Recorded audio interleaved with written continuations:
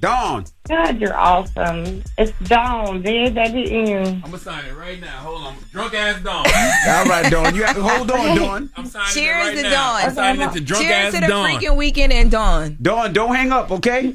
I'm signing it for you I'm right not now. hanging up because I need to know how I get that book. That's Oh, right. yeah, so that's hold what on, hold on. Eddie gonna put you on hold Hold and get on, your okay, email. Dawn? He literally is signing the book Thank you, right now baby. for you, Dawn. I'm literally signing it right now. You gonna remember girl. you asked for this book? Nope. Oh, yeah. All right, Dawn. Hold Signing on, it okay? right now. Peace, drunk ass Dawn. I'm signing it right now. All right, Dawn. You have a good one, okay? Be safe. Hold Thank on. Do you. not hang up. See, look. Thank God. I just I'm signed not it. hanging up. I'm praying for y'all. Y'all be safe. Thank you. We We're praying for appreciate you. it. Hey, yo. Jesus Christ. All right. Eddie, make sure you get Dawn's address, man. I got her book right here. Signed, sealed. Just need to be delivered. All right. Get it off your chest. 800-585-1051. The Breakfast Club. Good morning. The Breakfast Club.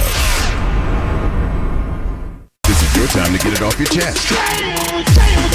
Whether you're mad or blessed, we want to hear from you on The Breakfast Club. Hello, who's this? It's Tagoe. How you doing this morning? Tario, what's up? Get it off your chest, brother. All right, good morning, Charlamagne to God. Peace, King. How you doing, brother? I'm good. How you doing? Welcome back, Jess. And congratulations. Thank you, baby. And listen, I just want to bring awareness. I just been in the hospital for like 8 days about prostate. I had a lot of infection around my prostate. I hear y'all talk about colonoscopies and all that a lot. Yes, sir. Bring some awareness to these people about this prostate, man. Because that's what I know. I wasn't ill. I went on one illness and came back with emergency surgery. I can't hear what you're saying, but you said I heard that you say you was in the hospital for 8 days because you had an infection around your prostate. Right, and I just want to bring awareness to it. That's right. Now, listen, you know, we make jokes and stuff because, you know, whenever you think about something in your butt, it makes you giggle. But the reality of the situation is that's why we go get colonoscopies and all of that stuff, because of prostate cancer. Yeah, absolutely. You know what I'm saying? But Charlamagne, that ain't got nothing to do with your butt. That got something to do with your main vein. What you mean They your have main to vein? put a catheter. You know what your main vein is? Your penis? Yes. They put a catheter in there. They got a thing bigger than the number 10 pencil. Oh, I don't know. I don't know about that. Now put me on. Now you need to school me. What you talking about? I thought the prostate. What that got to do? What you talking about? All right, the prostate pretty much will run your bladder. They run your urine. So they put you to sleep. You wake up with a big old thing coming at you, wee and peeing out of the catheter. Now hold on. Now when I got a prostate exam, the doctor put that glove on and put that finger in my butt to make sure my prostate wasn't enlarged. No, I had infection already, not knowing that I had it. Oh, got you. Okay. All right, okay. But how you doing now, bro? Yes. Huh? I said, how you doing now? I'm doing fine. I'm up and moving. There wasn't no back. You know, they kept me in the hospital so long to get the infection out. Yes, sir. But other than that, you know, I'm up, moving and walk. I'm moving and walk regular. Thank God you're all right, brother. And this is why you got to get prostate exams early and regular so you don't end up having an infection. That's right. You got to go make sure you get yourself checked out. Go to the doctor. Don't be too cool. Don't be scared. Go to the doctor. I ended up getting a prostate because I went for a vasectomy. And the vasectomy turned into a prostate exam. Now, that confused me. You know what I mean? Because I thought that, you know, he liked what he saw. He just wanted to turn me around and get a little freaky. You know what I mean? Do it. I mean, I had to call a lot of people before I called. I had to call a lot of people like, yo, this regular man, I just came in for a vasectomy consultation, man. I came for a breathing test. He telling me to turn around. You know what I mean? Hello, who's this? Yo, what up, Breakfast Club? It's Nando. Nando, what up? Get it off your chest. Good morning. Yo, man, I just wanted to shout out my merch on Instagram if I could. It's Okay. Underdog Fitted. Mm-hmm. Yeah, I just wanted to shout it out. It's I make original Underdog Fitted hats and snapbacks by the Don Roddy. It's actually merch from my book that I'm writing, and I was trying to get some help from Charlamagne if he could help me, you know, finish this book I'm trying to write and publish it and everything. Yeah, send me the manuscript, man, if you got a manuscript. Or like a one sheet of what the book is about. Well, we put you on hold so you get all the email info, okay?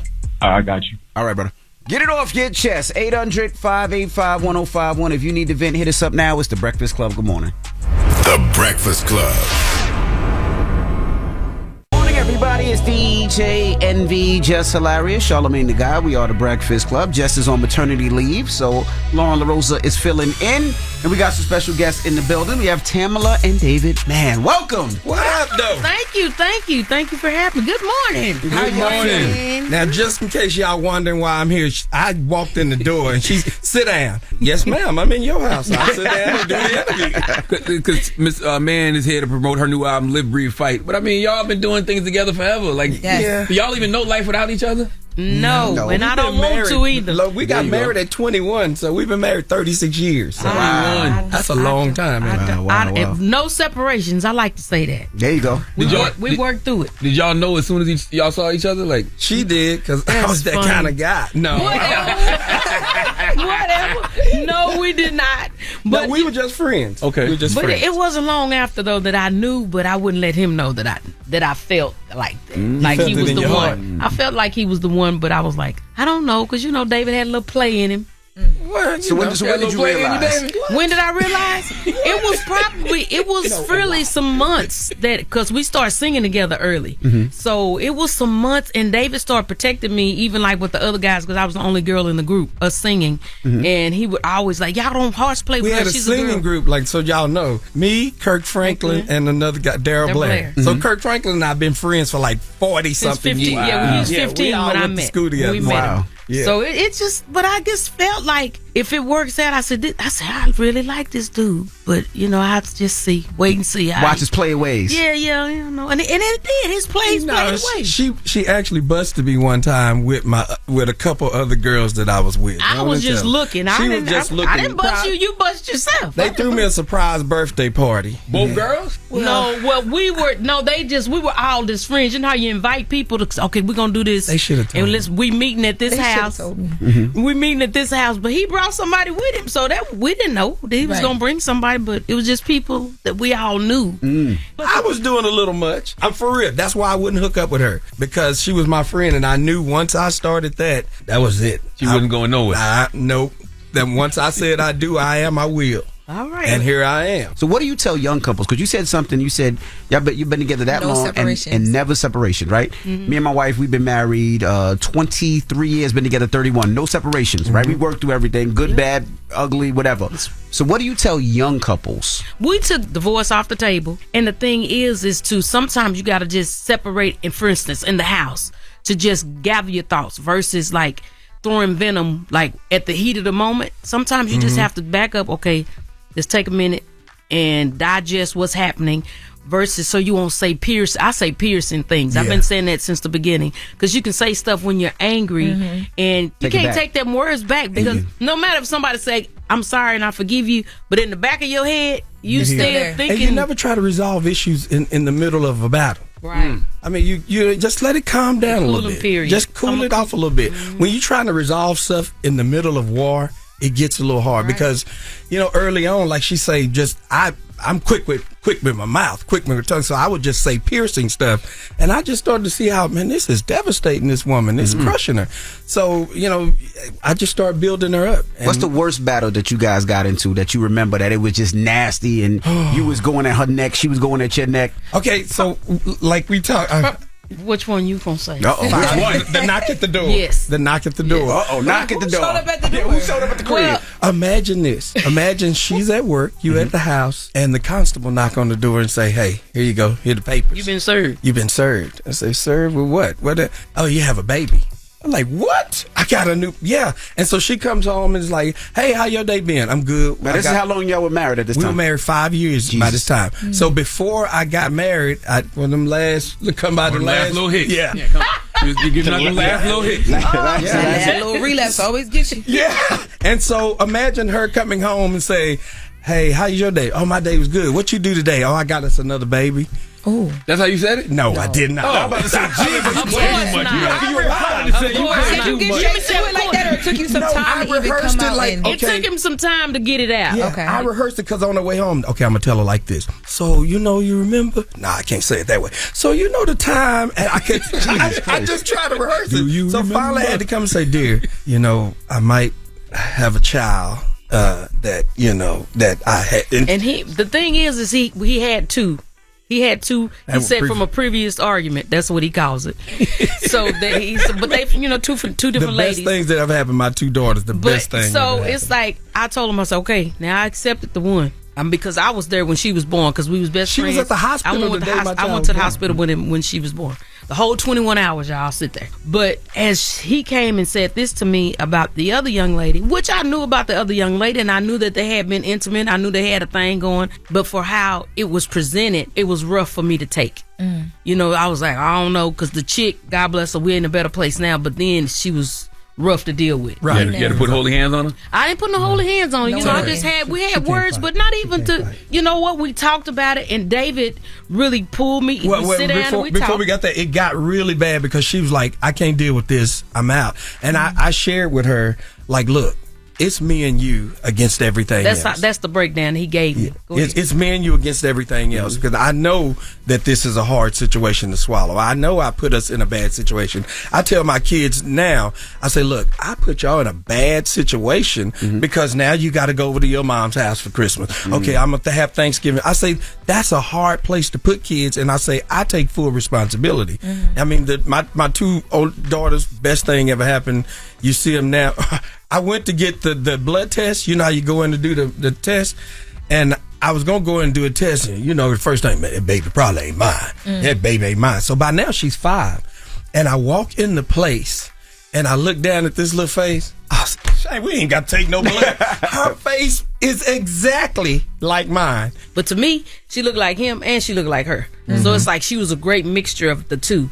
But when David told me the resolve for me, DJ Envy, was that he did the spark thing. He said it's us and then it's them. It's everybody else. He said, so you never have to worry about me choosing you over them because it's us first and then them. So that gave me a reassurance And that's in our everything. relationship, That's kids, that I wouldn't have to be fighting to have my place, because I knew that I had the papers, but still you don't want to be warring with someone else over just stuff that's even outside of your home. Right. All right, we have more with Tamela and David, man, when we come back. So don't move. It's The Breakfast Club. Good morning. The Breakfast Club. Morning, everybody. It's DJ NV, Jess Hilarious, Charlamagne the Guy. We are The Breakfast Club. Lorna Rosa filling in for Jess, and we're still kicking it with David and Tamela Mann. Now, with all that was going on, how did you block out the noise, right? Because I'm sure you had friends and girlfriends. Leave him. He's this, that, and the other. But no one really honestly did come to me like that, because the thing is we were in a small community. A lot of us, we was church kids. We was in church singing and all this kind of stuff. So all of us did know each other and knew that they had been what they did. What is that? You know, doing what you did. Oh, you know, being involved. So outside the church. Yeah, but if people, they knew me as a person and they knew her as a person. So it's like she had her reputation, I had mine, and it's like no one really never stepped to me and said anything crazy like that, but they was willing to defend me. Now, mind you, when we wrote this book and I put the chapter, The Knock at the Door, in it, girl, he was cheating on you all the time. It's like, do the math, read the book, just go read the book, you know. Girl, I knew he was cheating. It's like, you just gotta read and just follow. But that's how we living and we breathing and we fight. Yeah, that's right. Through all the things, you know, 36 years later, we're still building, we're still living, because we just believe that heaven is our destiny. You know, we're breathing every breath with purpose. We believe that we have a call, we have a purpose to do what we do, even to inspire people that follow us in relationships. I mean, this is like you said, everybody wanting us to do this together, Lauren. They do, and they expect to see us. It's like when you see one, it's like, okay, where your husband? You out here by yourself? No, he's here. It's like he just stepped away. Because trust me, I've been trying to lay in the cut while we've been doing this promo tour, and the same thing. I was like, we fighting together. We doing this together. Yes, I really can't see. I mean, I don't see y'all apart. Y'all are really tag team back again every time we see y'all. We really, it just feels complete when y'all are together. And and that's the, I love the completion of it, because he completes me. And my prayer is like, Lord, please give us more time. Give us more time together. And it's like I don't know if I can do life without him. Is that what got y'all to get in this shape? Because you said, you know, you wanted to live, like you wanted more time. Is that what made y'all say, you know what, let's get into this? I had a whole diabetes scare and all this stuff, and we just like, man, we got to do something. I can't leave her here by herself. It's just too much going on. Just seeing the craziness, and I'm just like, I can't leave her here by herself. I got to get myself together. And so that's what we're doing. We just a work in progress. Yeah. You know, this. Y'all look good, man. Thank you. Working from the inside out. I think the importance of it is like this record and doing it is like mentally working, coming from a mental space, coming from building the body, doing differently, making better decisions for the body, and that thing is like, so we can be here longer together. And I was telling you off air, thank you so much for what you're doing in this mental health space. Thank you, brother. It means a lot to me as a black man and somebody who's expected to make the world feel good. And I was, like I shared with, I was embarrassed to come out with my story of depression and making it. And to hear stories like yours and you're talking and just putting it in the forefront, it makes people like me say, good, I can share mine without being embarrassed. Because I was embarrassed. Really, I mean, like... But why embarrassment, though? Because people expect me every time to come out and perform. You gotta be funny. You gotta be funny. You gotta be... You Mr. Brown. You make the world laugh. Like she said, I grew up, I'm a fan. Like... Okay, so people expect that, and so they don't know in the background you dying, you know, literally dying and drowning. And so when people like you come out and you know, make it known, hey, it's cool. I have a therapist and I have Jesus. That's right. Yeah. And so, you know, I just But want even to all of y'all, it's just all of y'all lives, what y'all give. I think it's important that all of us bring what we bring to the table. I feel like this pie is big enough for all of us to have a piece, to share it. We can help somebody. I mean, one of our messages ought to get to somebody. I mean, my God. I mean, it's like with the platforms that we have, we should be able to help encourage somebody from any walk of life. I just feel like we're sent here, not just for us, we're sent here to help all walks of life. So what's the message in this album? This album is to live, breathe, and fight. Even though you're facing the things you're facing, the song's talking about carry on. Even though that you've dealt with mental health or different things in your family or whatever your issues may be, we have to carry on. We deserve to win after you've done and been through the mess and the upbringings that we've came out of. We deserve to win. You deserve to have some nice things. You deserve to have a smile on your face, to be in a good relationship. You're going to find somebody. I've been watching. I be talking to the screen. Leave her alone. She don't pray though. She don't pray about it. Don't pray. Leave her He don't alone, know. man. He don't know. He don't know. I'm He watching praying every tonight. day, but like, You know what She the don't main know problem my is? body. She was kind of like you early on. She was a player from the Himalaya. That is not true. That is not But true. all the men have That is caught on to not what she's been true. doing. That's and right. been checking Because her of the radio. and saying that That she is needs to get not help. every day. I see it. Trust me, If I'm you've with been you. watching, you know. I I know. did not start out player. I was Wait a minute. deeply See, you involved. messed up. You said I didn't start out player. I didn't. What? I mean, once She you said she get, was I deeply wasn't a involved. player. I'm Don't prove me single. I'm just wrong. meeting people, you know. And now She kicks the same game to the same guys. That's not true. And they figured it out. To Indy the don't fact know that me. two gentlemen said, you need to fix yourself. You need to get therapy Two to of come them told back us she around. need to heal. first of all, Two men told us she need to heal, Tamela. and one of them only lasted to the Sunday after homecoming. Oh, Because you needed to heal. No, because he don't get me started. A lot of it be deflecting and cap. And the language she uses, she be calling these guys things like eaters. Y'all know about that? no. We ain't talking about we that. old. Do not. First my of all, best you will eater. Not. Like, Okay, what's that? I You like the body? Yes. I didn't say that. I don't say that. Got him in the phone. Got him labeled in the phone. Eater. that is not What? true. Eater two. Best eater. That is not true. I would never Thursday do eater. that. Let's pray. But I think we should. I'm down to pray. But when after you look, this. but when you're looking at being found, I think we have to make a list of what we're wanting in a relationship, and then you become the list. I have Talk a that list. talk. Just know what you want, and it's okay to have standards. But you said that you realized later in life about your value, right? Yeah, but yes, But it takes time for It you does to take get to a time. certain point where you feel like, okay, now I'm ready to enter back into things. yes. I just feel like some men don't understand when you're taking that time. That doesn't mean that you're lonely or without. It's just you need that time. I stepped away from something. See, that's the knowing I healing needed that process. When time. y'all say for her taking her time for heal, that's the healing process right there. So she is in a process of being Look the way healed. she looking at this. So y'all just have to. It's her way. Are you still dating it's while her you way. healing? She was at G-Ho this weekend. But honestly, What's that? What's G? G- oh, I got eaters. I be with the hoes. What it sound I'm like? so sorry for them. That's dog. okay. I brought y'all into so this, and I lame, did not know. It's this. okay. You But know what? as long as you know, Yeah, I know. What's and I really know going these on. guys are. Y'all stop teasing her. Thank Like, you. why you gonna come here and try to mama somebody? ma'am. Because I'm just old. I'm the oldest in here. I'm But 58. I did take time before I started dating. I took a lot of time because it was a long relationship that I was in, and then I got And back that's good. outside, and now here come these two. I see God working on it. God got his hands on it. Yeah. You know, Hand on Me is one of my titles. That's right. Hand on Me. God, you know, need to have hands around his throat. What? The way he got his foot on. He need a choke on it. What? But I have a song on that's called Power, talking about the power of God. You should listen to it, Charlamagne. It's a good one. The power is really just talking about how the Lord just maneuvers and how his power just happens over things and just how he just holds us. I mean, it's just amazing how God just really protects us when we don't know that we being protected. We think we out here doing it ourselves, but the Lord is really shielding us. So it's just really a blessing to be able to bring. My hope is that it's good music and people can be healed and have inspiration from it. All right, we have more with David and Tamela Mann when we come back. Let's get into a joint off her album, Deserve to Win. It's The Breakfast Club. Good morning. Morning, everybody. We are The Breakfast Club. We're still kicking it with David and Tamela Mann. Charlamagne? I was going to ask about Lord, I trust you, right? Because, you know, to what you're speaking about now, you say when the sun's not shining down on me, when the chaos is overwhelming my peace, when my life is spinning out of control, when I lose my grip and I start to let go, Lord, I trust you. How hard is it to put your trust in God when things aren't going well? When you don't see no light at the end of the tunnel? It could be hard to me. That's when I have a real good cry.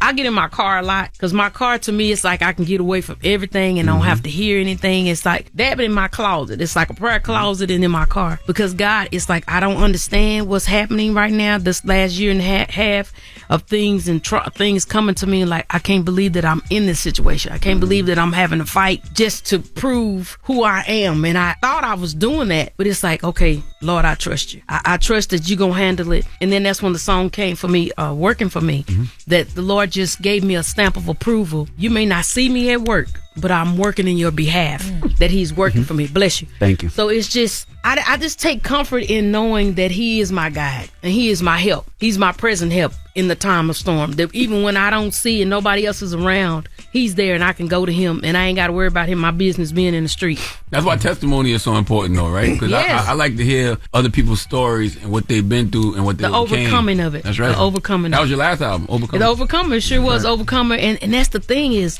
and the Lord has allowed me to finish the work, even to the extent of even with my body. I reached the goal of like even the weight loss that I was trying to do. So, but to even spiritually become a writer, like I wrote on, it's like I gave direction on every song on this album. So it's like things that I'm proving to myself and showing like, Lord, you know, I wrote the plan down and I'm following through with the plan. And working for me, that was your 11th number one, right? Yes. So you broke the record of all time number ones? Gospel music. Wow. Congratulations. With her mentor.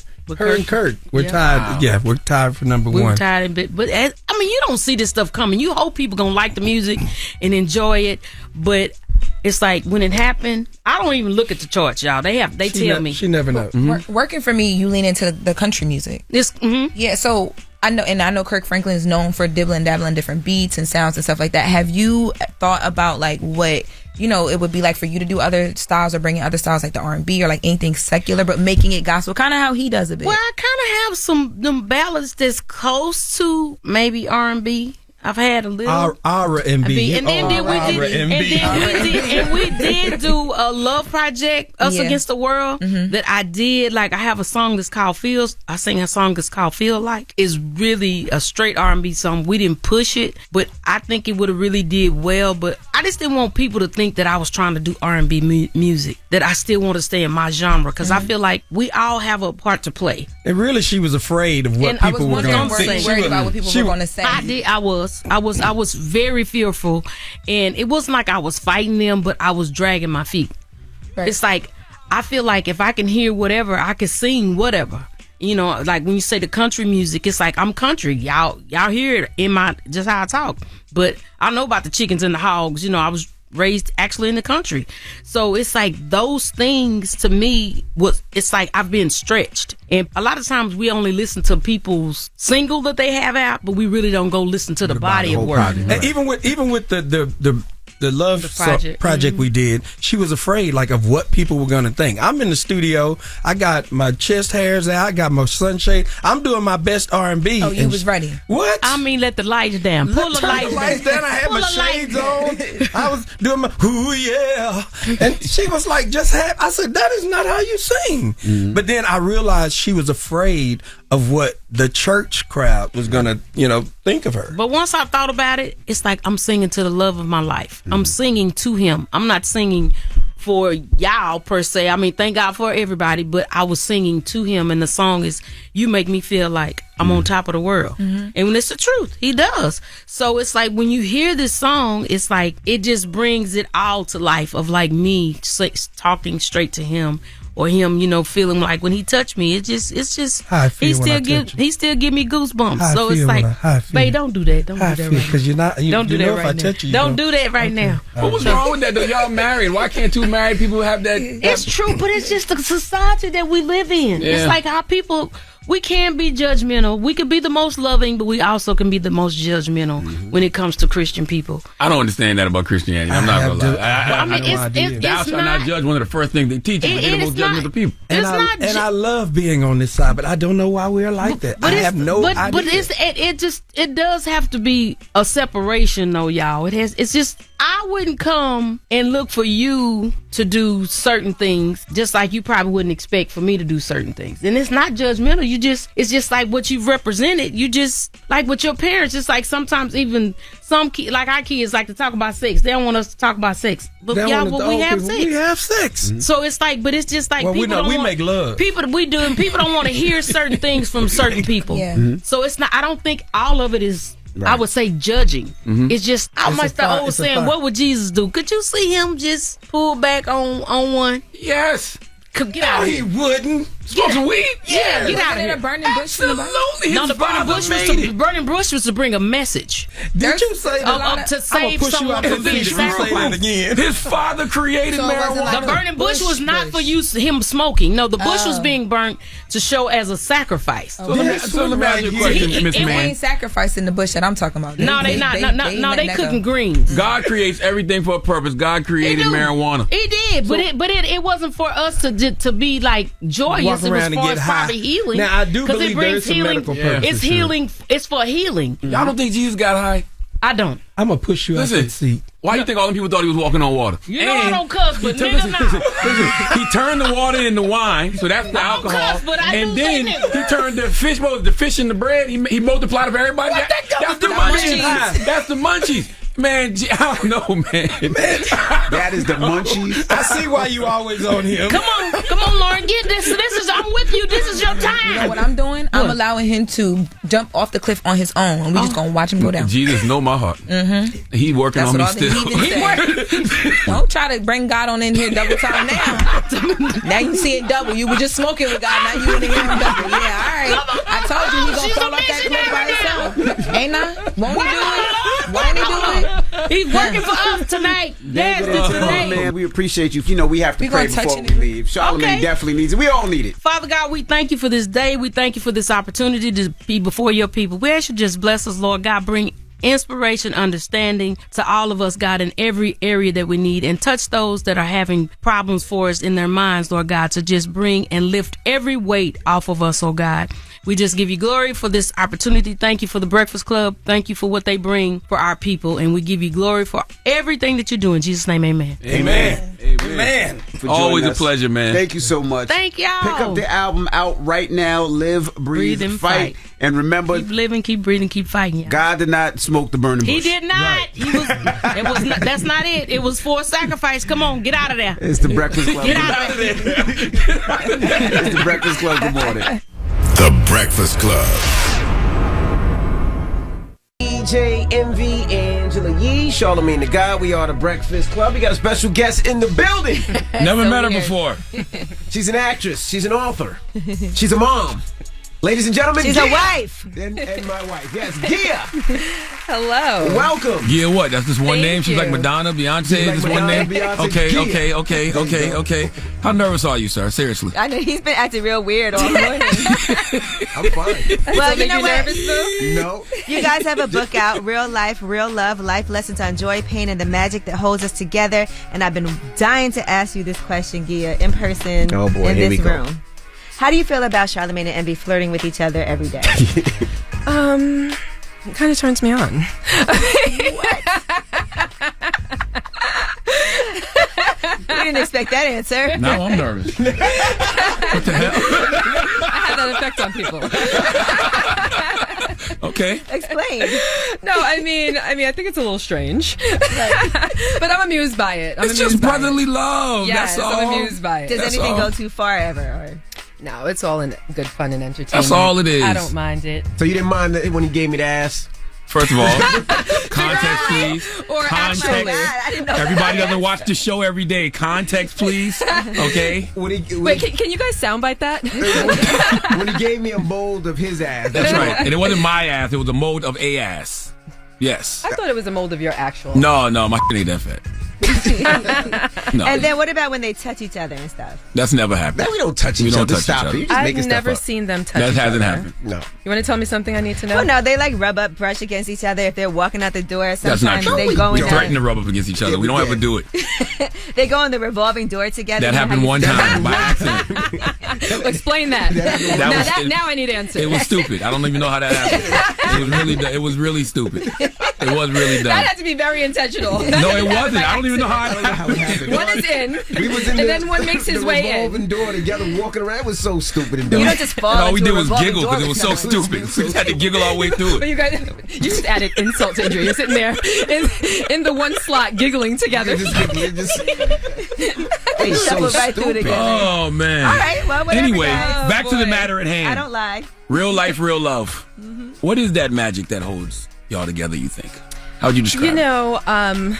Whenever I find that people come to our house or are around us, I think they're kind of surprised at how much fun we have together. I find him to be very charming, charismatic, and one of the things that I love most about him is his boyish nature. So we really have a lot of fun together, and we always have since we first met. The first week we spent together, I thought to myself, wow, he's a lot of fun. Like he's like a friend, you know, and that's part of the magic. And you knew that this was the person you were going to spend the rest of your life with? After about 2 weeks of knowing him, yes. Wow. But he knew before y'all even spent a day together. I did. Explain.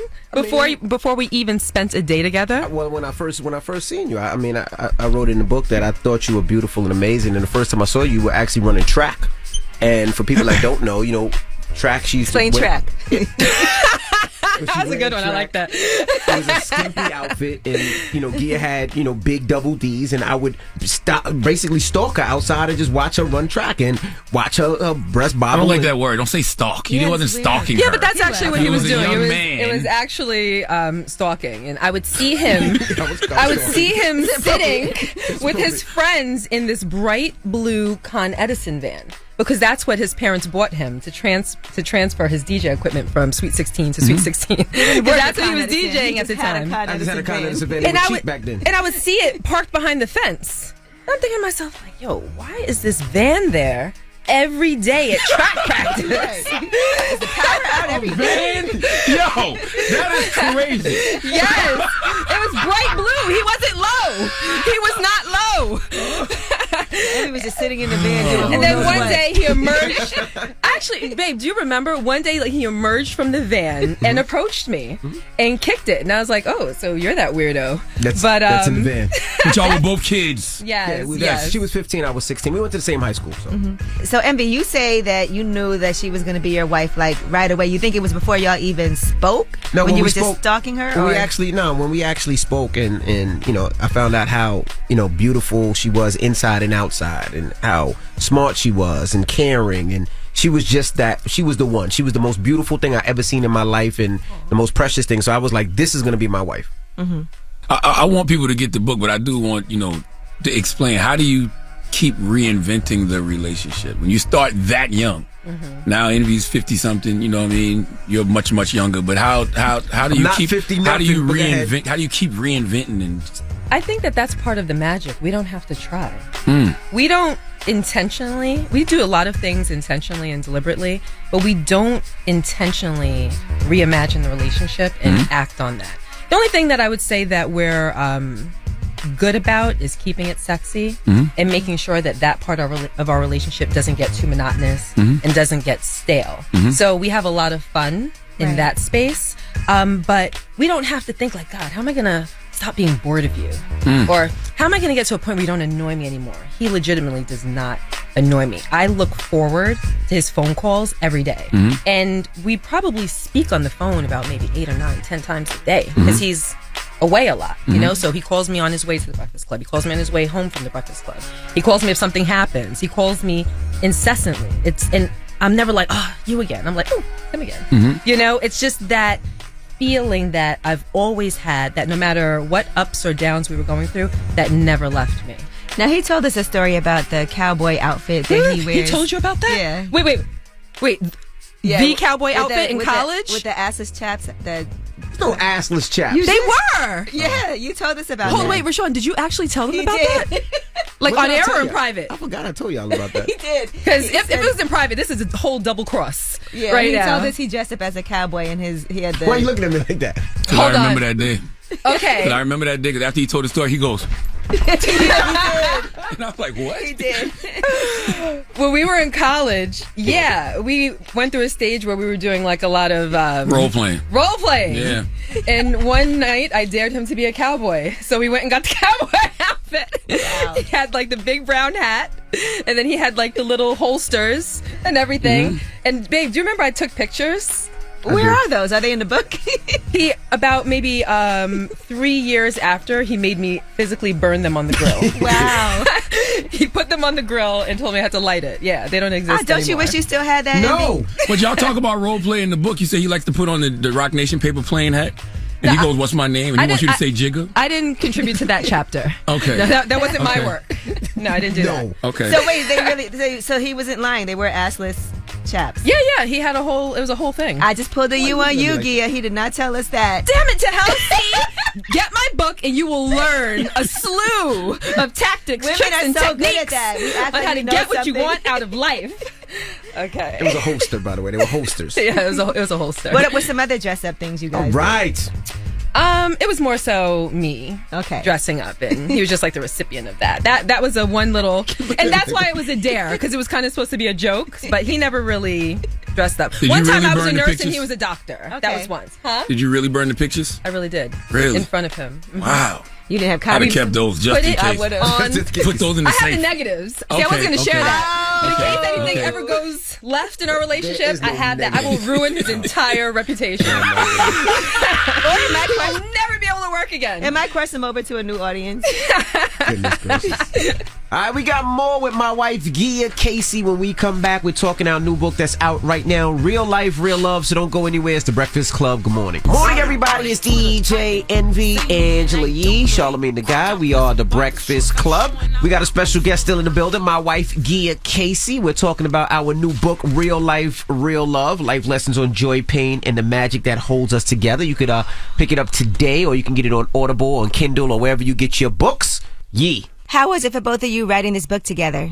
Some of it was fun. It was nice to be creative and get your thoughts down on paper.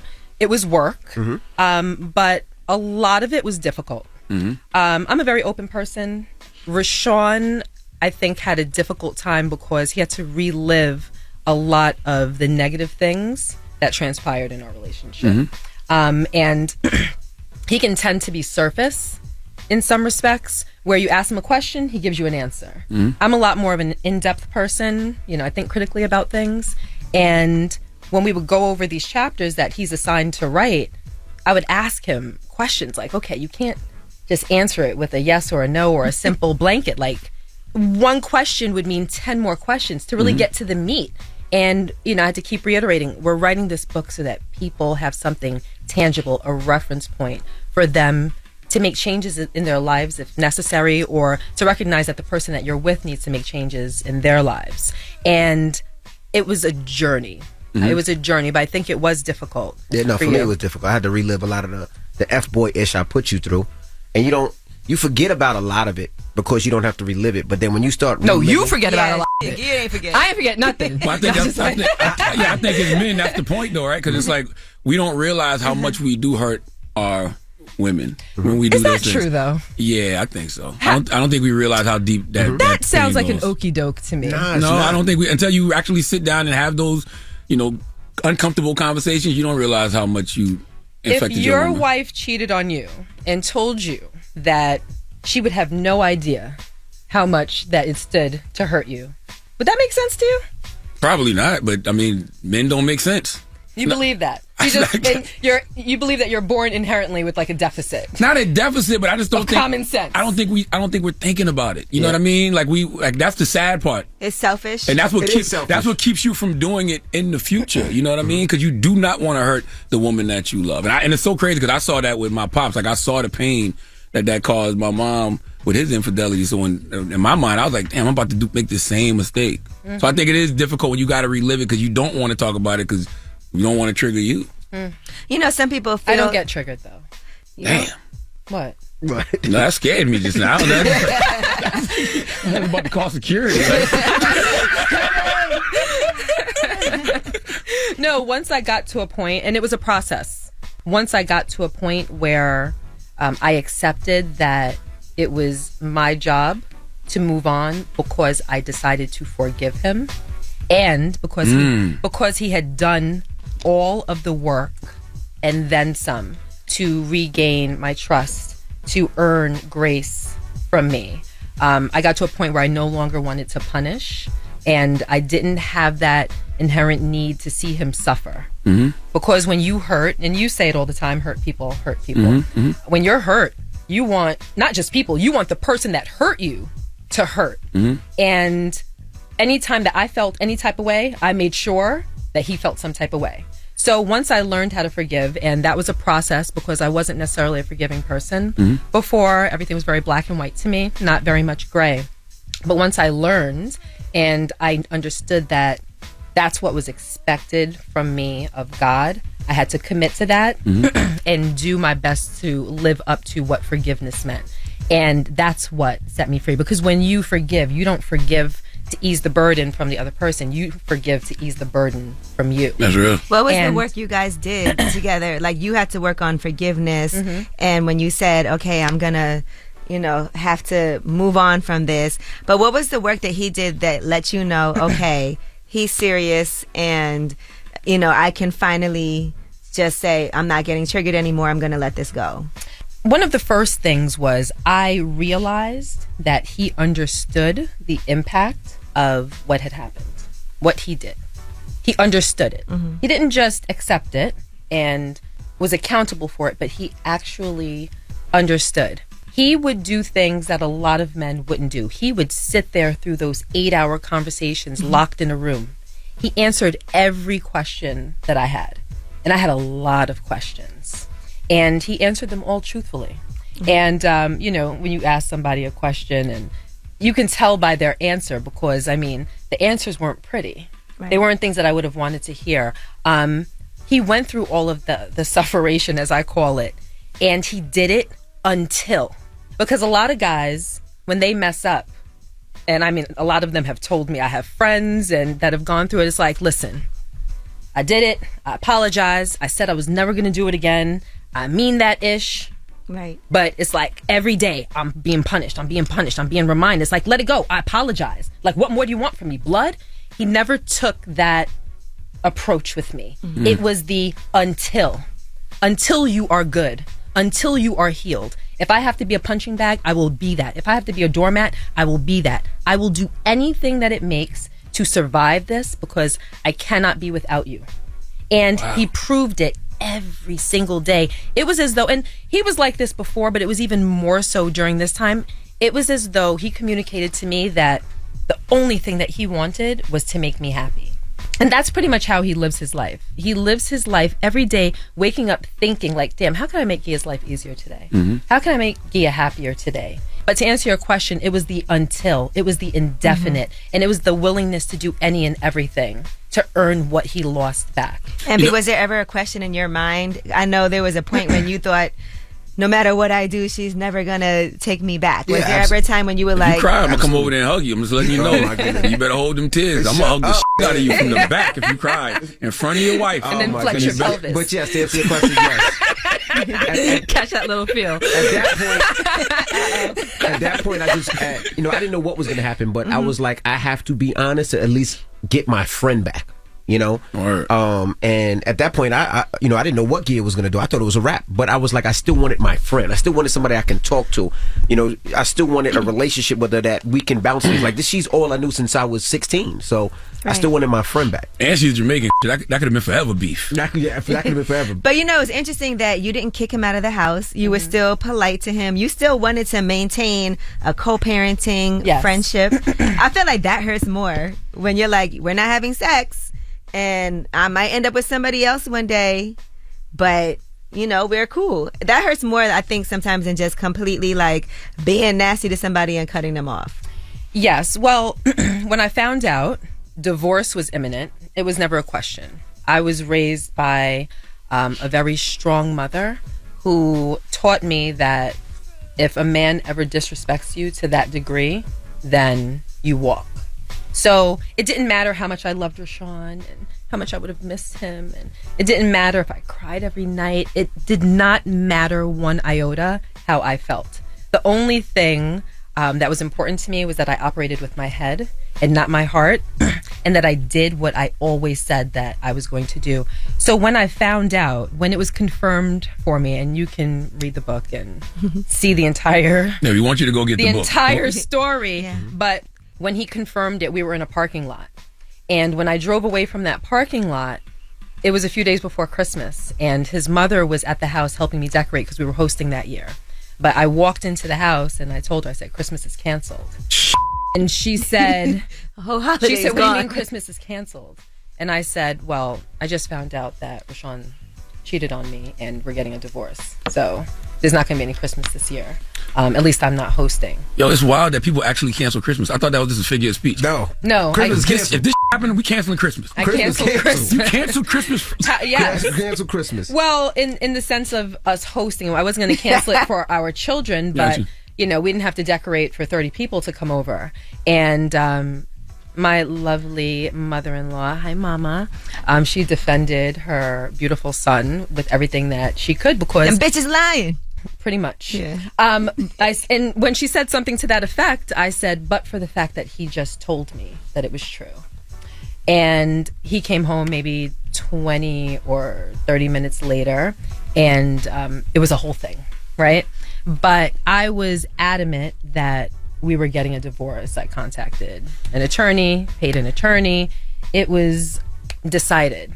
But thankfully, there were a whole host of things that happened that that convinced me that God had other plans. All right, well, don't move. We got more with Gia Casey. We're talking our new book, Real Life, Real Love. Let's get into a Mary J. Blige joint. Here's Real Love. It's The Breakfast Club. Good morning. Good morning, everybody. It's DJ Envy, Angela Yee, Charlamagne the Guy. We are The Breakfast Club. We got a special guest still in the building, my wife, Gia Casey. We're talking about our new book, Real Life, Real Love. Life lessons on joy, pain, and the magic that holds us together. You could pick it up today, or you can get it on Audible or Kindle or wherever you get your books. Yee. Envy, let me ask you, because, you know, for women, we always are like, and like you said, Tyrese was having a conversation how a man can't cheat on you but still love you. Yeah. But why? Like, you know, that's something that for women, we always want to know. And I'm sure you had so many conversations. Well, I still don't like his answer. I don't necessarily agree with what Tyrese said. I really feel that until you know the definition of what love really means, I think a lot of times people just say I love you and I love you, but until you understand the definition of what love means, then you realize if I love somebody, like I say, you don't want to hurt them, you don't want to cheat on them, you don't want to disrespect them, you don't want to have them looking crazy because you love that person. And I don't think I knew the definition of love. But when I figured that definition out of what love is and what Gia meant to me, you know, you realize I don't want to hurt her. I don't want to see her cry. I don't want to see her feel away. I don't want to disrespect her. I don't want to be controlling. I don't want to be any of those things. And when you realize what that definition is, your outlook of life changes. I agree with Envy, and I'll add on, because I've explored this in therapy. When you say you can cheat and still love a person, you might, but you don't really love yourself. Yeah. I think a lot of times, not a lot of time, all the time, men cheat for ego. Oh, yeah. Like that's it. It's wounded ego. It's something that we're lacking. It has nothing to do with our wives, nothing to do with our girlfriends. It's something that we feel like we're lacking for whatever reason. And that's what we go and do. It's literally just to feed our ego. Nothing more, nothing less. You think women cheat for the same reason as men, or you think it's different? Like when women cheat, you think they cheat for different reasons? I think women also cheat for ego. Who doesn't like to have the attention of the opposite sex? You know, especially when you are at a deficit and you do have holes and you need those holes filled. And most people have slight holes. You know, not that you're out there thirsty for the attention of the opposite sex, but even if it's of the same sex, when someone pays you a compliment, like, it's nice to be wanted is essentially what I'm saying. So for women, yeah, I mean, I think that if you're with someone and you cheat, I think a big part of it is ego, but then, you know, you'll have people that say that they cheat because the person at home isn't doing what they're supposed to do, you know, and we have a son, Logan, he's 18, so he's starting to date seriously and whatnot now, and I had a conversation with him the other day, and I said, listen, if you commit to a girl and you make her your girlfriend, one thing I do not want you to do is cheat.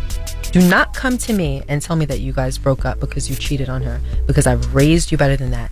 If you decide that you want something else, or she's not satisfying whatever needs you have, break up with her and move on to the next. And if within a week you feel the same way about that girl, break up with her and move on to the next. Do not cheat, because you're sacrificing your own integrity when you do that.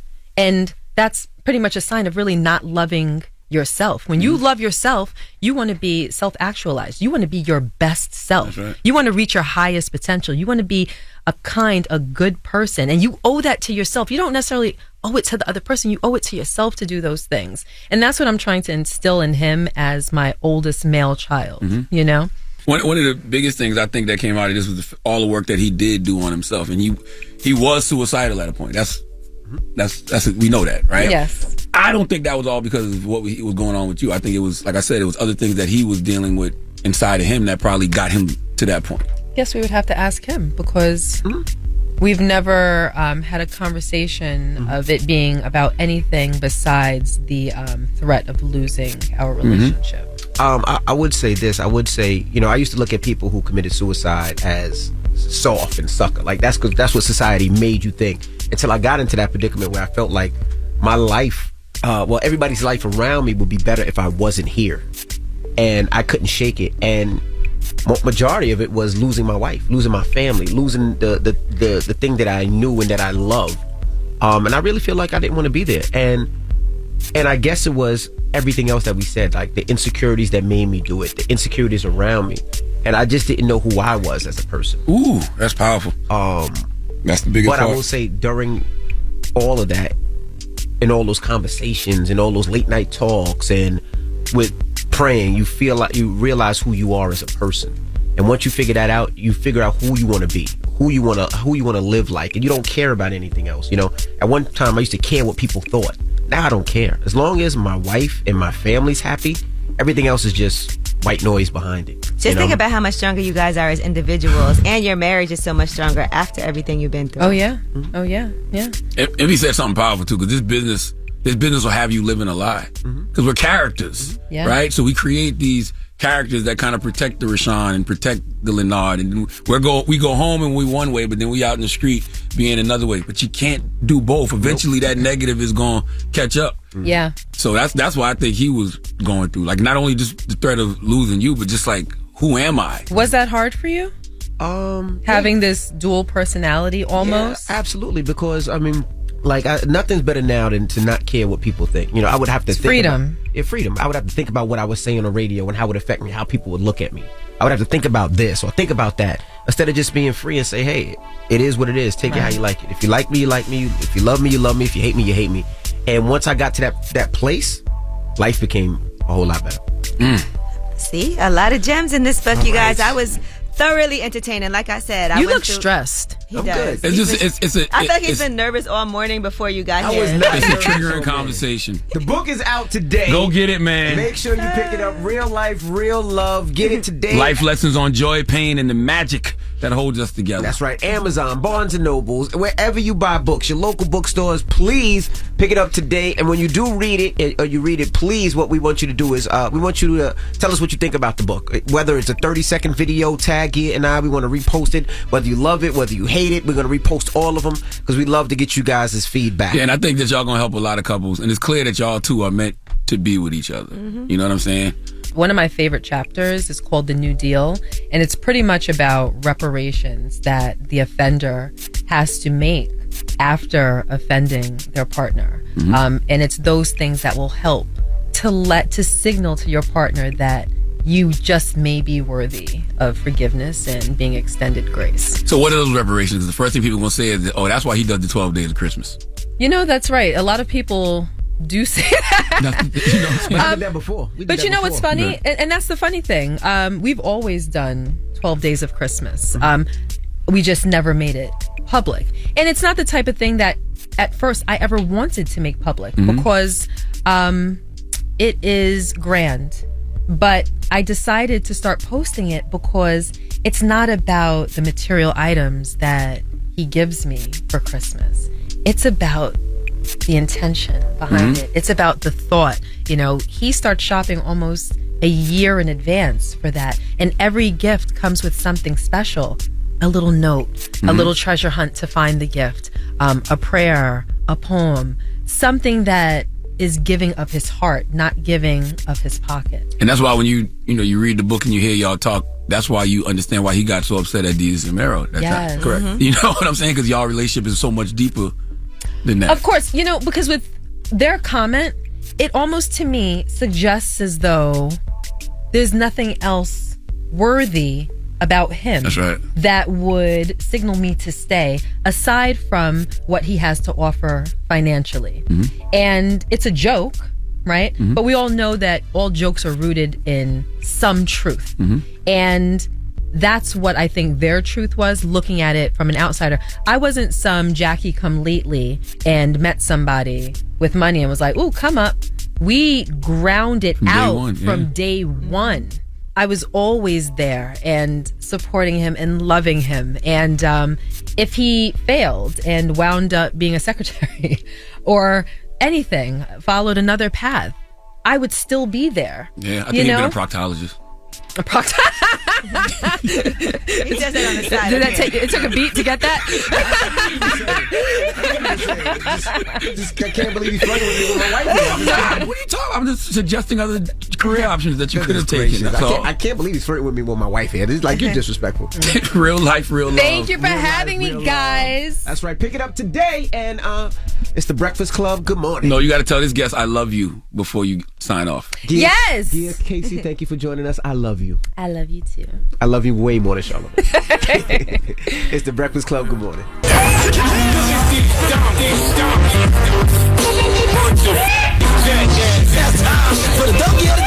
That's pretty fun. Charlamagne the devil. The Breakfast Club. Well, donkey today goes to a 38-year-old woman named Briaca Benjamin. Okay? I'm also at that age where I simply don't understand what certain people be on, so I treat it like I'm at a safari, right? Well, I'm on a safari. I'm just riding in my Jeep, cruising through the jungle, keep all my limbs in the car, watching the action. Okay? And one thing I like to watch is when people got beef with others and they say, when I see my op, it's on sight. Now, a lot of folks be lying, okay? A lot of folks be telling the truth, though. See, on site means it don't matter where you at, church, the doctor's office with your grandmother, a funeral for your aunt. No, I said it's on site, and on site means no matter the site, it's on. Now, just because I like to watch something doesn't mean I agree with it. I was born in 1978. Your Uncle Charlotte got rules, and one of those rules is that kids should always be protected. You don't do nothing around kids. You put the kids in harm's way, and you shouldn't put the kids in harm's way in any way, shape, or form, okay? You hear those tragic stories of people getting shot and killed while they with their kids. People get shot and killed while holding their babies in their arm. That's disgusting to me, okay? You see someone with their child, you say, you know what? I'll catch them later. Which also really don't make no sense, especially if your dumbass plans to kill a person, because you care about kids enough not to want to harm the adult when they're around the child, but you are still willing to take the adult off the earth and leave the child without a parent? Dumb. Stupid ass logic. That makes no sense. But if people made sense, then I wouldn't be able to do Donkey Today every day for the last 14 years. Now, Briaca Benjamin, 38 years old, walked into the holy grounds of Walmart. Okay, the cultural institution that is Wiley's World. And she saw one of her ops. Oh, she saw one of her ops, and she must have vowed that it was on site with this person because Briaca had her 6-month-old baby with her. I repeat, Brianka had her 6-month-old baby with her when she saw her op, and this happened. Let's go to News 15 for the report, please. A shocking story out of Eunice. Mothers behind bars for simple battery and cruelty to juveniles. Priorities, you'll see. Eunice police were called to Walmart in response to a fight near the front doors. Surveillance footage shows Brianka Benjamin, who is 38 years old, holding her 6-month-old infant during an argument before allegedly throwing her baby in a trash can. We'll repeat that. She allegedly threw her baby in the trash can before she got into a fight. As of this morning, police say the infant's safe and has been entrusted to other family members. You couldn't pass the baby to nobody. You couldn't leave the baby in the stroller. The trash can is the best place you could find to put your baby because you wanted to fight. Brianka Benjamin saw her op. She had her 6-month-old baby with her and threw the baby in the trash can to go square up. I don't know if her op was the baby or the woman she was fighting in the store. Okay, you couldn't even put the baby in the recycle bin. Just throw the baby in the trash. I've heard some wild reasons why folks threw babies in the trash. Brenda threw her baby in the trash, but Brenda barely had a brain. The girl could hardly spell her name. Plus, she was young and didn't want the baby. Lucius Lyon threw Jamal in the trash for being gay, but Jamal wasn't a baby. Okay, he was big and gay. All right, there's no reason to put your child in a trash can unless you dressing them up as Oscar the Grouch for Halloween. This is why I be telling folks to go to therapy. This is why I'm such a mental health advocate, because we have to get our minds right. There's no part of the human brain that should say this, that should say to you, I see my op, I'm gonna throw my baby in the trash so I can go fight. That baby in your arms should be all the reason you need to avoid the trouble. But what you did with that baby in that moment, Brianka, is a reflection of you. It is exactly how you see yourself. You had no problem throwing your baby in the trash because you see yourself and your life is trash. You don't love yourself. And if you don't love yourself, it's impossible to love anyone or anything else, I guess, including your child. Please give Brianka Benjamin the biggest hee-haw. No. No. That's crazy. No. I see the stupid look in your eye. No. Jess, you want to play a game? What? No. I want to play a game. No. Did she win a fight? Wow. Her name is Brianka Benjamin. Okay? Brianka. That sounds like you should be on Street Fighter. Okay? You know we not playing the game. Did she win, though? But and you know Trump why. daughter named Priyanka. Trump got a daughter named Priyanka? Yeah. Huh? Priyanka. Man, no, cut it out, man. Ivanka. Her name's Ivanka. Cut it out. Somebody, it's some Indian girl named Priyanka. Priyanka sounds like a baby Trump would have with a black mistress. But did she win the fight? I don't know if she won or not. That's not. You're missing. Don't matter if she won. Really she threw the baby in the trash. Yeah. You think she got ass? I think she was trying to kill two birds with one stone. She didn't want the baby, and she wanted to fight the girl. God damn. And what if somebody would have came up and emptied the trash right after that? They didn't realize, what if she, and they was doing their job. Exactly. What if she got her dumb ass knocked out and then somebody threw the trash out? Then what? Come on, man. What race was she? I'm not playing with you. Leave me alone. What race you think she is, Jess? Black. I don't know. I haven't seen the picture. I ain't seen the picture, so I don't know what she look like. Okay. You want me to Google? I'll Google. All right, type it up. You know, you be up over there typing and looking up everything else. I'm gonna Google her right now. Let me see. That name sound white to me. Brianka. Damn. Oh, envy. God damn. What is she? God damn. She white, ain't she? I'll just do this, right? I'm gonna just tell y'all she got a mouth full of gold teeth. I mean bullets. Loaded. She got all the slugs. Okay. Where's she from, Florida? It doesn't matter. Exactly. Okay. God damn. Lord have mercy on our souls. Okay.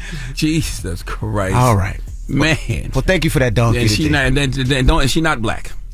All right. What is she? She's not black. She white? You know what she is. I'm not saying that word no more. I vowed to not say that word. You vowed a couple times and you still said it after. That's it. All right, I'm not. It. People need to know. Let Uncle Ruckus say it. That is powerful niggery at work, Henry. That's right. Okay. That's what I'm Buki. All right, I hate y'all. The Breakfast Club.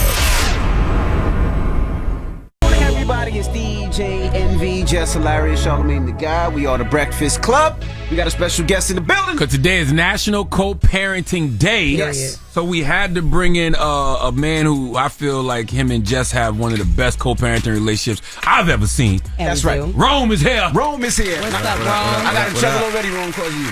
Wow, what happened? Just say, I want to know who gave Rome some liquor this morning. And I was like, I ain't give it to him. I just told him where the bar was. And You said help yourself. Help yourself. Yeah, that's fine. And you said it was apple juice. And so I was about to take a sip, and I was like, No, it was not. You already knew it wasn't apple juice. I just ain't think you was gonna pick the cup up. Okay. You and Jess have the best co-parenting situation I've ever witnessed. How did y'all get to this point, Rome? And she thinks she's my mother first and foremost. Oh my God. But it took time. I felt like when you take the feelings out of it, and you realize that the child is the most important part of the relationship, because it's still a relationship whether y'all intimate or not. You can do magical things. Magical things. And I think that me being the dad that I was and that I am still today, I wanted that. I felt like if we wasn't going to be together, there was no need for us to beef. We've created over time, whereas now she's my best friend, she's my safe space. I feel like, I can vent to her, because sometimes, all the time, I need it. But I feel like when I was pouring into these other women, they would use it against me.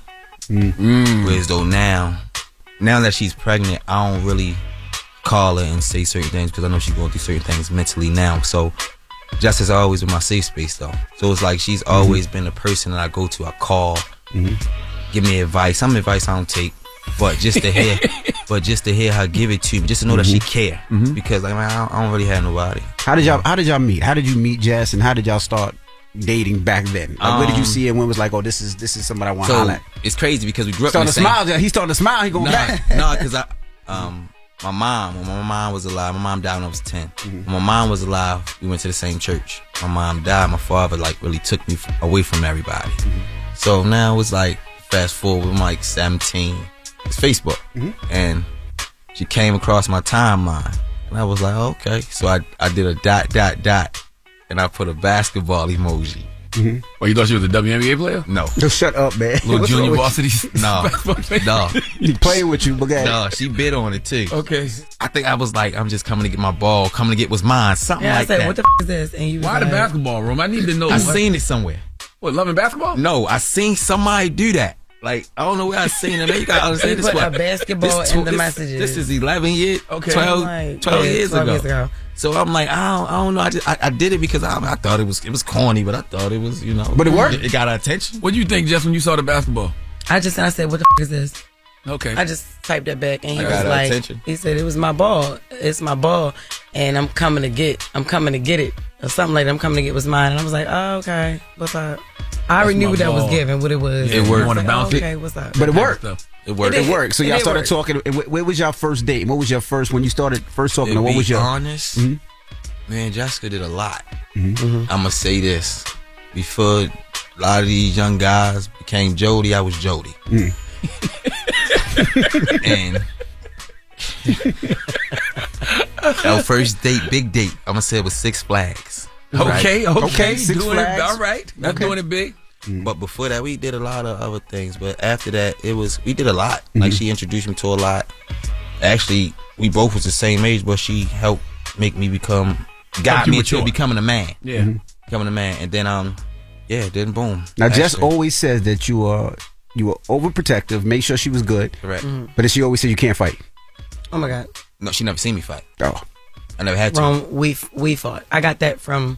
She did say that. Of course, I'm not gonna fight her, bro. Oh, it's crazy because I just got a picture from the window you bust of mine. She busted your windows out your car? Man, no, one window with our fists. Yeah, What? What happened? Oh, you can't beat her then. If she could break a window from a fist out, when man wouldn't even try to fight that. What happened, Rome? Rome had to take a sip thinking about that. That's triggering him.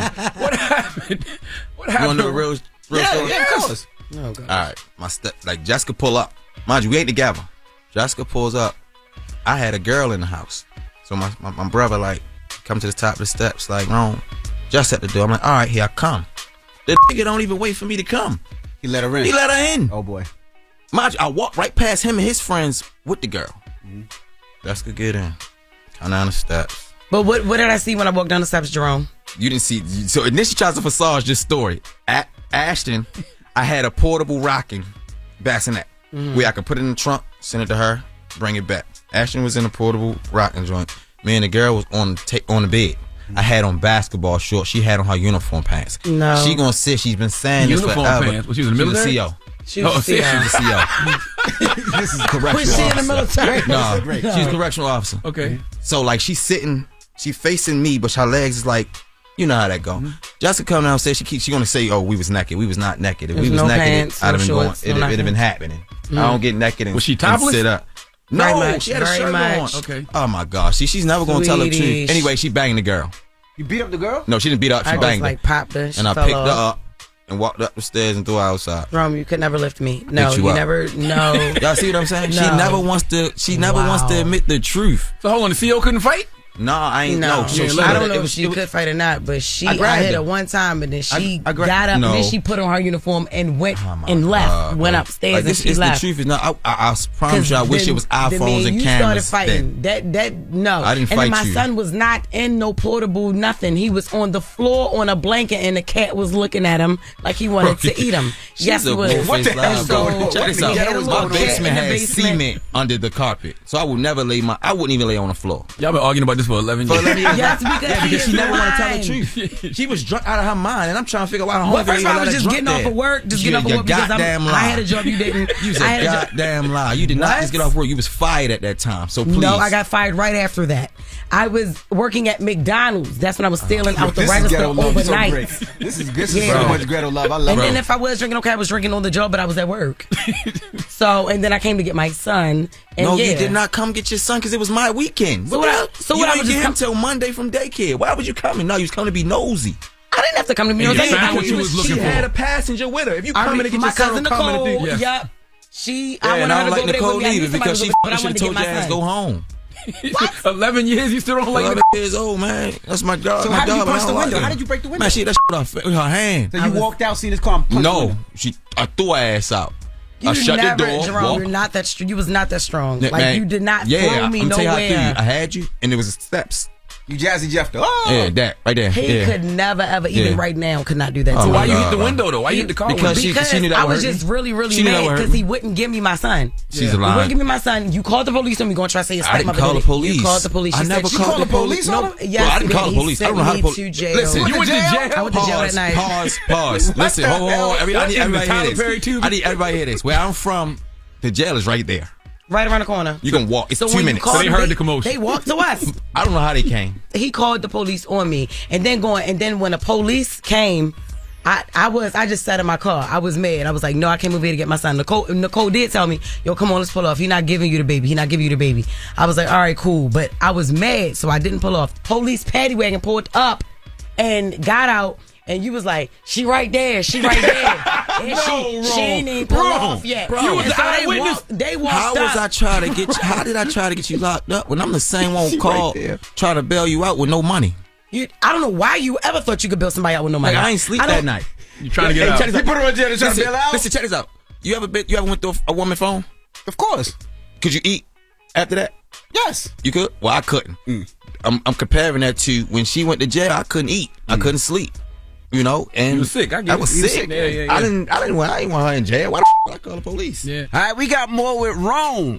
If you don't know who Rome is, of course, that's Jess Hilarious's baby daddy. And today is National Co-Parenting Day, and we're having a conversation with Rome, so don't go anywhere. It's The Breakfast Club. Good morning. Morning, everybody. It's DJ Envy, Jess Hilarious, Charlamagne the Guy. We are The Breakfast Club. We're still kicking it with Rome. That is Jess's baby daddy. Today is National Co-Parenting Day, and they are excellent co-parenters, and we're having a great conversation. Charlamagne? So now, when you hear this Jesus story Christ. and you say to yourself, why are they there on National Co-Parent Day? Because they are like the best of friends now. They call each other. Jess calls you her brother. How do you feel about that? How did y'all get there? Do you look at her like your I think I sister? created Because you that. said My dog. mama. My dog. I was gonna say what you She act said. like my You mother. created that. She act like my mother. Like when we out of town and she act like my mother. And I ain't gonna disclose too much, but she thinks she my mother. No, I just know. She likes to control. Like she know how I am though. Like me, I'm a loner. I think part of that controlling part is like she cares, and sometimes, especially when I'm under the influence, I've done dumbass. So That's good that you know that. You can admit that. Yeah, I've done dumbass. I don't know if just assist in the back. Everybody, like, everybody know that. But I hold myself accountable to that. Mind you, now I ain't gonna say I learned from one mistake. 'Cause I done did a dumbass over and over again. But I think in that aspect, that's when the mother with the V come in. But the her calling me brother and sister, like, honestly, without the child, like it's there. It's seen. Like, cameras on, cameras off. Like, you can't fake this or make this shit up. Oh yeah, Rome started that. Rome started calling me sis first, and then I started calling him bro. I'm like, yeah, we do have like a sibling dynamic in some way. He still confides in my mom. My mom is our mother. Like, it ain't nothing crazy. It's nothing intimate. Like, seriously, I always say this. People be like, yeah, right. I can literally walk past this, and I don't do this, but I'm saying I can walk past this man naked, and he does. They be like, "Girl, what?" Like, put that up. I'm talking about seriously. Like, how do y'all deal with each other's spouses or each other's boyfriend and girlfriend? Like, how do you deal with his girl, and how do you deal with? Now, Ron, she told us you had 17 baby mamas. 5. Okay. I never told you he had no damn. I thought you said like everybody always try to times 2 and shit. Right? It's cool though. It's cool. I get it. I say 5. But this was the friction part. Now we got over that, but the friction part was I'm on my business. I don't get in her shit. But the friction part was her getting into mine. But she's still a woman.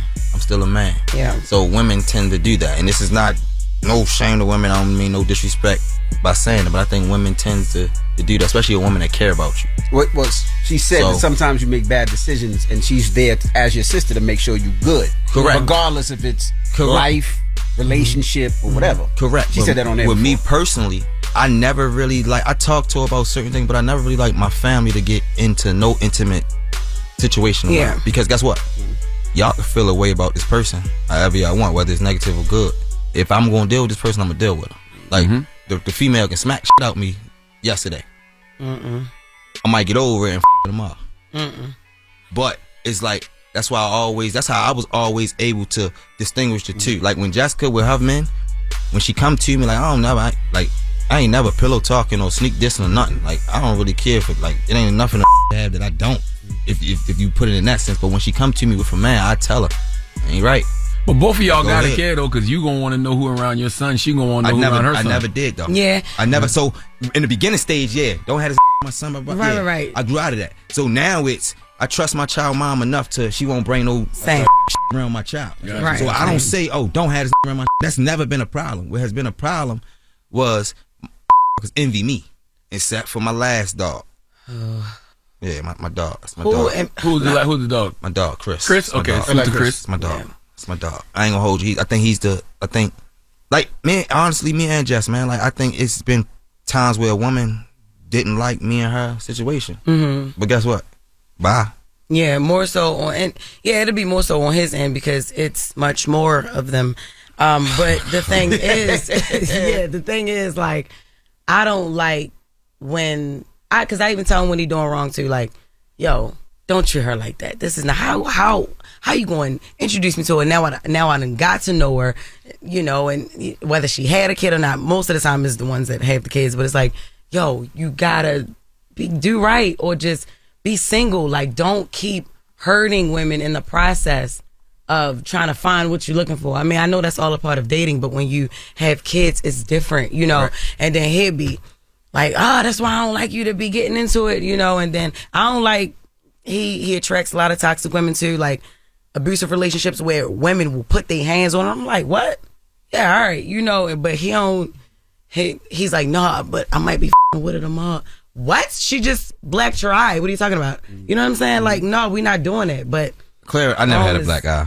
Okay, well, she bust your nose. Whatever. Women have put their hands on you, and you be all right with it. And that's why she's my dog. Like, I think she's the only one, really, honestly, the one to get the under my skin. Like, it's certain wordplay she used, and I don't care what tone she used it in. But to say that, it's like, I was really never taught how to love. When I moved with my dad, I didn't move my dad and my stepmom, which is my mom now. Me and my mom have a great relationship. That's my stepmom. And my dad was married, but my dad was cheating. Like, same.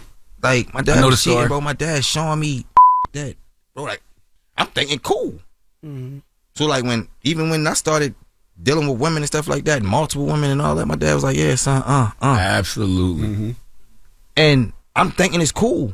Because that's what you're being taught. That's what I'm seeing. That's Absolutely. what I'm being taught. Like, and every man in my life that I looked at as a role model to me was the same way. Same. So it's like, what you expect. But the good thing is now, it's like, I'm old enough now, and mind you, I ain't perfect now. I'm seeing it. I'm trying to, change it. But I never was taught to love properly. So, and my trust issues was f***ed up from my dad. Because I'm seeing what he's doing. Right. But I'm seeing when it's done to him, his reactions. Like, damn, my you was just doing this, how you gonna get mad? Right? So it's like, every relationship I've went into, I had an expiration date. I put an expiration on myself. I said, she gonna get what she gonna get, I'm gonna get what I'm getting, I'm gone. So I never really gave a woman the commitment? Not even commitment, but I never gave the woman a chance to really love me. But even with the kids, like even having kids with other women? Nah, I had, and this is, like I said, no disrespect to my children, moms. A lot of my children came out of vulnerability. Expound on that. And I'm gonna explain that. So I will meet a woman who I may feel like she's what I need, another safe place or whatever the case may be, but I'm already vulnerable from a previous relationship. I have a child, knowing I don't want to be with this woman, but I feel like I'm forced to be with her because it's a child. And I've done that, multiple times. You needed a therapist, not another baby mama. Correct. Yeah. But at the time of need, at the time of vulnerability, women can, bro, they be masked up. But like, I never really knew how to be alone. Like, I feel like I gotta have somebody laying next to me. Because even before my mom died, my mom used to sleep naked. This is a back then thing. How old were you when your mother passed? Yeah, I was 10, but I was a mommy's boy. Did you ever really properly grieve? No. Grieving, no. I never really grieved. All I did was, I thought it was gonna help me by going to school for social work, because that's what she was. But I never really properly grieved, and that's a process now. I do want to get back in the gym. I do want to get a therapist, but I want everything else around me to be intact so that I could fully commit. Because if I ain't fully committed, it ain't gonna work. All right, we got more with Rome. If you don't know who Rome is, of course, that's Jess Hilarious's baby daddy. And today is National Co-Parenting Day, and we're having a conversation with Rome. So don't go anywhere. It's The Breakfast Club. Good morning. The Breakfast Club. Morning, everybody. It's DJ Envy, Jess Hilarious, Charlamagne the Guy. We are The Breakfast Club. We're still kicking it with Rome. That is Jess's baby daddy. Today is National Co-Parenting Day, and they are excellent co-parenters, and we're having a great conversation. Charlamagne? How did y'all? That's the most thing to me. I don't say most important, but one of the most important things. How did y'all realize we don't have feelings for each other no more? Like, how did that just go away? Like, y'all love each other, but not in that way. I got my answer. You want to go first? You can go first with yours, because I'm still thinking. When I stopped caring about who she dealt with. When I wouldn't even care. Like, how long did that take? 3 years. So like when Ashton was like 3. Yeah, he was still really young. Yeah. It was like 3 years, but honestly, that 3 years, like, I had caught a big check. So it was like, I was almost $500,000. So it was like, the pain that I had, whatever the case may be, I would like just buy to block it out.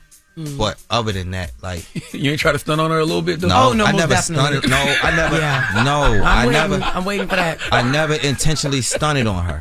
I never did that. Never. Oh, okay. I did everything she possibly could ask me to do.